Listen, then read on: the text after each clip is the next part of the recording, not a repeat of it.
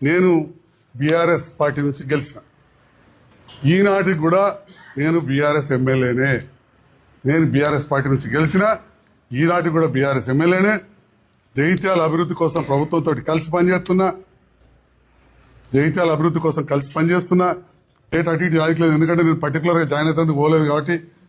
పోయి నేను కలవడానికి పోతే తెల్లవారే ముఖ్యమంత్రి గారు కలిసిన తెల్లవారే ఎలాంటి అథెంటిసిటీ లేని, ఆధారాలు లేని మీడియా ప్రచారంతో నేను ఇవ్వలే స్టేట్మెంట్, ముఖ్యమంత్రి గారు ఇవ్వలే, నాతో ఉన్న మంత్రులు ఇవ్వలే.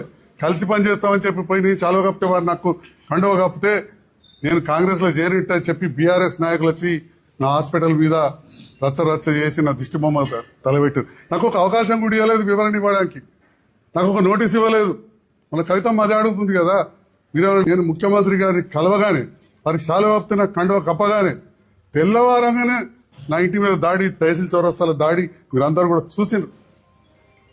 అదే రోజు నా మీద అఫిడవిట్ వేసి డిస్క్వాలిఫై చేయమని చెప్పి స్పీకర్ దగ్గర పిటిషన్ వేసిండ్రు.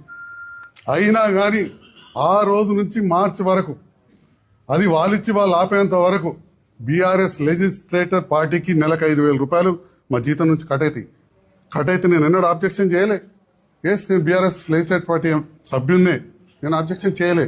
నేను అంటున్నారు అఫిడవిట్ ఇచ్చిండు, అఫిడవిట్ వాస్తవమే, అఫిడవిటే కాదు నెలకు 5,000 కట్టినా భయ్.